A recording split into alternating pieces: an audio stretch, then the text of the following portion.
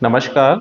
आज मैं आपके साथ एक मोटर ओडी इंश्योरेंस क्लेम के विषय में एक इंश्योर्ड की फाइट स्टोरी साझा कर रहा हूं। और ये total loss versus repair basis claim settlement है। और इसमें मैं मैं डिस्ट्रिक्ट गौतम बुद्ध नगर उत्तर प्रदेश में निवास करता हूं।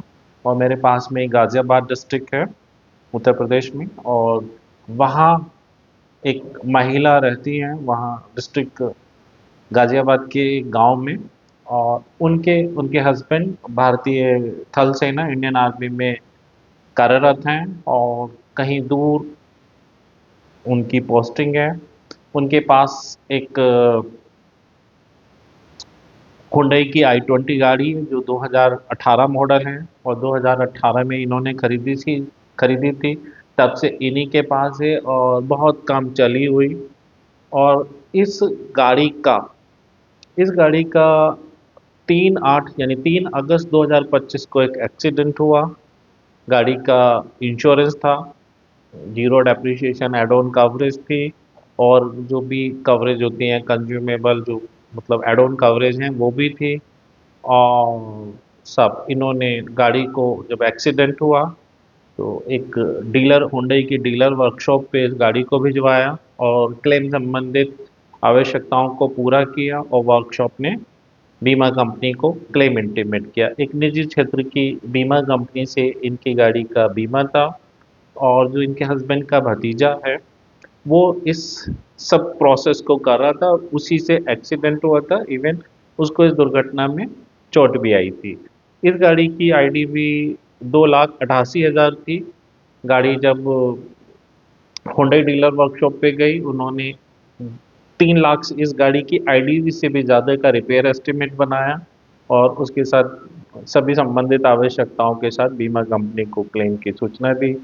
बीमा कंपनी ने एक अप्रूव सर्वेयर साहब अपॉइंट किए। अगस्त की बात है ये। और बीमा कंपनी ने कुछ छानबीन इन्वेस्टिगेशन जो है वो भी किया कि यार वो सब ठीक था। और डीएल या क्लेम से रिलेटेड जो भी चीज़ थी वो सब ठीक थी।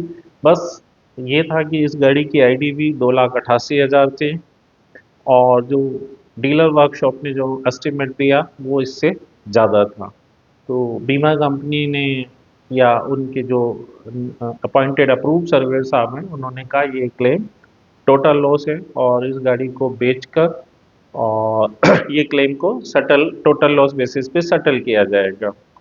इंश्योर्ड ये नहीं चाहता था, इंश्योर्ड फैमिली के साथ इस गाड़ी को, क्योंकि ये बहुत कम चली हुई थी और इनको इससे अटैचमेंट भी था।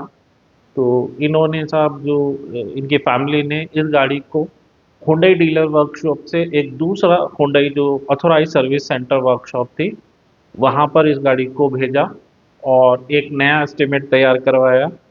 और फिर से बीमा कंपनी को इसको जानकारी दी। सब जो वो सेकंड रिपेयर एस्टिमेट दूसरी वर्कशॉप पे ले जाके तैयार कराया वो भी 2,40,000 का था जो बीमा कंपनी और सर्वेयर साहब को दिया गया।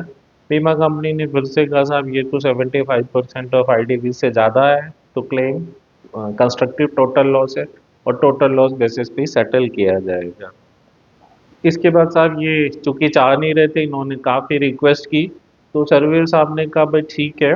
इनकी जो अप्रूव सर्वेयर साहब बीमा कंपनी द्वारा अपॉइंटेड थे इस क्लेम केस के लिए, इनसे बात हुई। उन्होंने कहा ठीक है साहब आप एक एफिडेविट दो, मैं कोशिश करता हूँ कि 50% ऑफ आईडीवी आपको क्लेम में फुल एंड फाइनल सेटल हो जाए। कि बीमा कंपनी अगर 2,88,000 इस गाड़ी की आईडीवी है तो 1,44,000 माइनस 1,000 एक्सेस क्लॉज यानी कि 1,43 के करीब आपको क्लेम मिल जाए। मैं इसकी कोशिश करूंगा, आप इसके लिए एक एफिडेविट बनवा के दीजिए।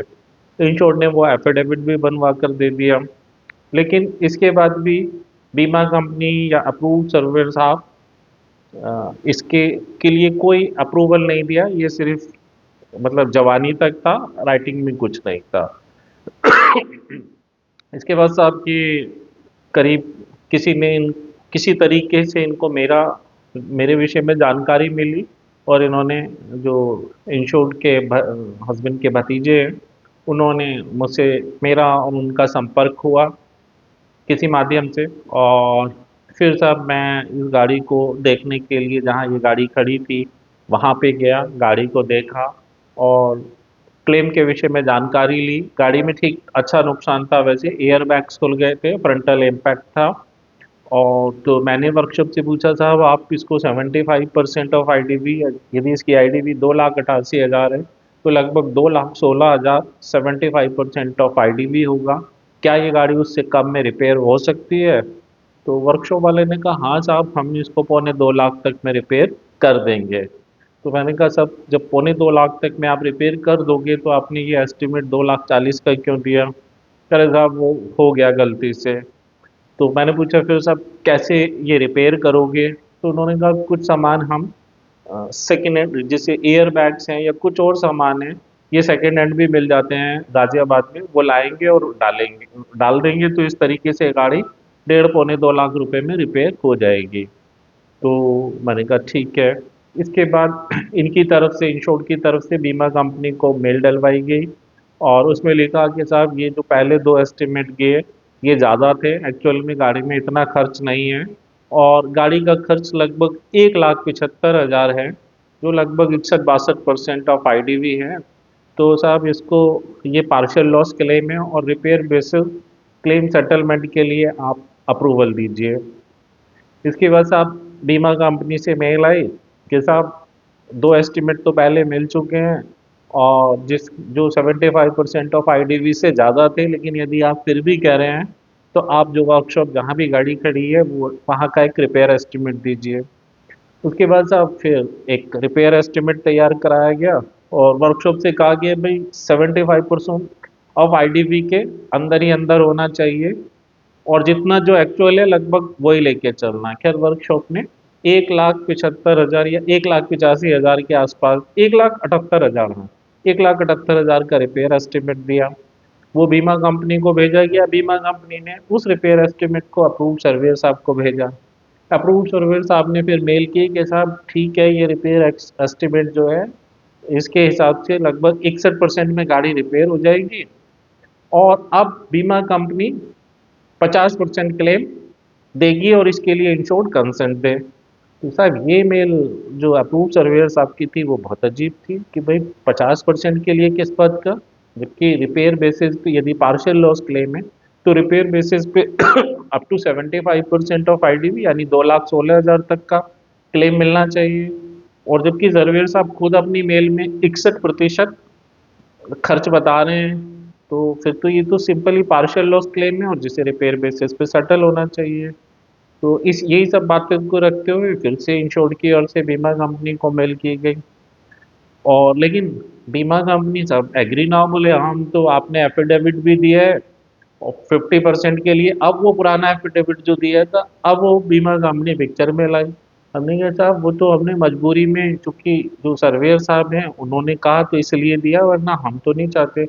अब तो हमारी गाड़ी विद इन 75% ऑफ आईडीवी के अंदर अंदर रिपेयर हो रही है, फिर तो पार्शियल लॉस क्लेम है और रिपेयर बेसिस पर हम क्लेम सेटलमेंट चाहते हैं, और इस क्लेम में अप टू 75% ऑफ आईडीवी तक का क्लेम रिपेयर बेसिस पे लेना चाहते हैं।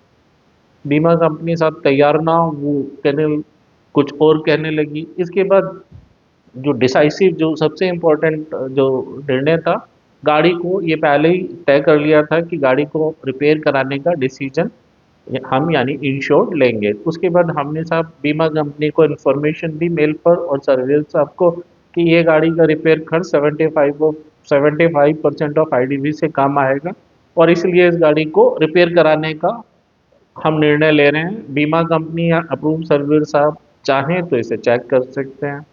तब वो गाड़ी रिपेयरिंग शुरू हो गई। बीच बीच में हमने उसके जो रिपेयरिंग के फोटोग्राफ्स और जो भी पार्ट्स वगैरह के थे वो मेल पे देने लगे। बीमा कंपनी ने इस दौरान साहब एक लेटर भेज दिया घर पर छोड़ के कि बीमा कंपनी ने इसको कंस्ट्रक्टिव टोटल लॉस माना और टोटल लॉस बेसिस सेटलमेंट के लिए ऑफर है, और ये लगभग शायद 95-96 हज़ार की उन्होंने एक वैल्यू दी आरसी कैंसिलेशन के साथ, और एक आरटीओ के नाम लेटर दिया, और बोले साहब इसको आरसी कैंसिल करा के दीजिए और जो रेस्ट अमाउंट है वो हम इंश्योर्ड को पेमेंट कर देंगे। क्योंकि हम इंश्योर्ड को तो total loss basis claim settlement नहीं चाहिए था। हालांकि जो बीमा कंपनी का तरीका था आरसी कैंसिलेशन के साथ वो ठीक था, उसमें गलती नहीं थी, लेकिन सब हम तो यानी इंश्योर तो गाड़ी रिपेयरिंग कराने का डिसीजन ले चुका था। हमने बीमा कंपनी से कहा साहब आपने जो भी निर्णय लिया, पहले लिया, अब लिया या जब भी लिया, जो सर्वे रिपोर्ट कॉपी है, फाइनल सर्वे रिपोर्ट कॉपी जिसके बेसिस पे आपने डिसीजन लिया, वो सर्वे रिपोर्ट कॉपी दीजिए। लेकिन साहब बीमा कंपनी अप्रूव सर्वेयर साहब या बीमा कंपनी ने वो सर्वे रिपोर्ट कॉपी नहीं दी। बहुत कम्युनिकेशन के बाद बीमा कंपनी ने एक असेसमेंट शीट दी। तो हमने बीमा कंपनी से फिर से शिकायत की साहब जो भी अप्रूव सर्वेयर साहब हैं उनको सर्वे रिपोर्ट और असेसमेंट शीट में क्या अंतर मालूम नहीं है। Legal document survey report copy होती है, उसमें बहुत सारे फैक्टर्स होते हैं। असेसमेंट शीट तो हमने मांगी ही नहीं। ये तो पार्शियल लॉस मानकर रिपेयर बेसिस पे असेसमेंट की हुई है, नेट लाइबिलिटी की कैलकुलेशन की हुई है। ये नहीं मांगी है हमने कि कहाँ उन्होंने क्लेम का निर्धारण किया, कैसे किया, क्या रिकमेंडेशन की, कितनी उन्होंने रैक वैल्यू डिसाइड की, ये जो भी है, क्या पार्ट अलाउ कर रहे हैं। तो ये सब चीज़ जो भी है गाड़ी जितनी भी क्लेम से रिलेटेड इंफॉर्मेशन होती है वो सर्वे रिपोर्ट कॉपी में होती है, वही कंप्लीट डॉक्यूमेंट है। और उसी की मांग की थी और वो ही देनी भी चाहिए। लेकिन वो नहीं दी थी ना बीमा कंपनी ने ना अप्रूव सर्वे साहब ने। खैर वो धीरे धीरे गाड़ी रिपेयर हो गई। गाड़ी रिपेयर हो गई लगभग 2 लाख रुपए में, यानी विद इन 75% ऑफ आईडीवी, और उसमें कुछ काम एक्स्ट्रा हुआ था क्योंकि जब इतना काम होता है जो इंश्योरेंस क्लेम से बाहर था। उसके बाद से फिर बीमा कंपनी और सर्वियर साहब को सूचना दी गई कि गाड़ी रिपेयर हो गई, लगभग इतने खर्च में हुई है, विद इन 75% ऑफ आईडीवी है, हम फला तारीख को गाड़ी लेंगे, अगर आप चाहें तो इसका री इंस्पेक्शन करवा सकते हैं। खैर वो बीमा कंपनी ने अप्रूव सर्वेयर साहब को इंस्ट्रक्शन दिया और उस गाड़ी का री इंस्पेक्शन सर्वे भी करा लिया। उसके बाद कुछ समय लगा उस वर्कशॉप को उसका रिपेयर बिल तैयार कराने में। वर्कशॉप को कुछ टेक्निकली दिक्कत भी आई इसमें, तो वो काफ़ी समय बिल और उसका जीएसटी का इशू आ रहा था जो करते करते काफ़ी समय लगा, और फिर एक सही बिल 3 4 5 4 बार प्रयास करने के बाद सही से बिल बना और जो बीमा कंपनी और सर्विस साहब को दिया गया।